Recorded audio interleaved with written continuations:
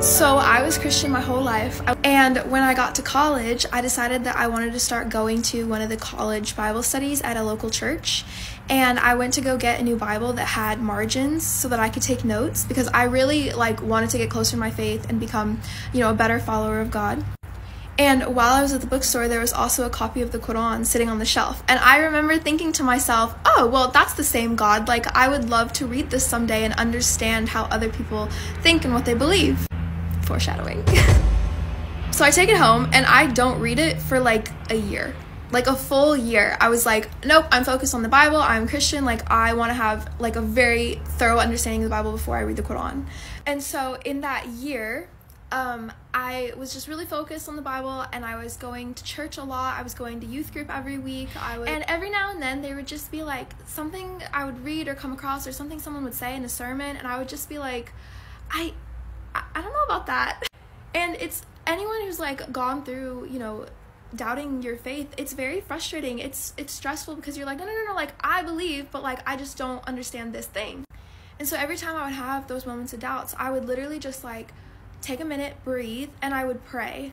And I would pray something very specific. I never read it anywhere. I didn't hear it anywhere. It just came naturally. I would use these very specific words.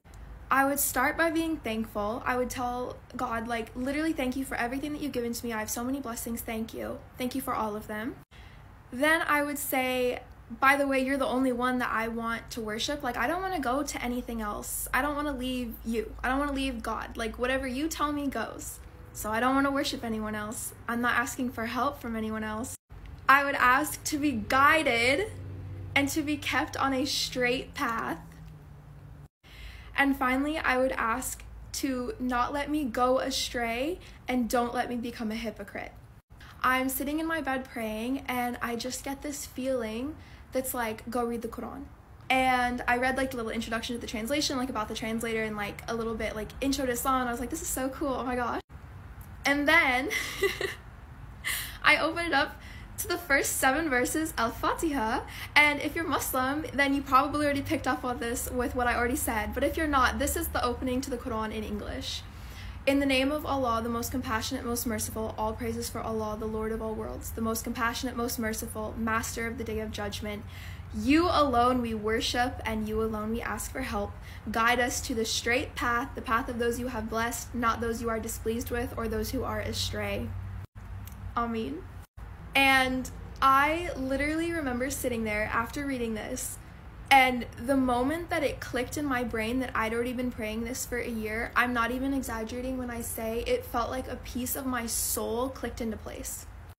It felt so right, and I literally just remember that same moment that click happened, the same feeling that told me to read the Quran said, you want a guidance? This is it. And I started crying. I tried to get up to walk to a different room or something, and I literally couldn't stand. I fell to the ground, and I put my face on the ground how Muslims pray, and at the time I did not know that that's how Muslims prayed, and I literally couldn't speak. The only thing that I could kind of get out of my mouth was thank you. Thank you, thank you, thank you, thank you, over and over again. And yeah, so within 7 lines of the Quran, I knew I was Muslim, and I finished reading the whole Quran in English in about 3 months, and then I took my Shahada right before Ramadan, and yeah, it's been a year now.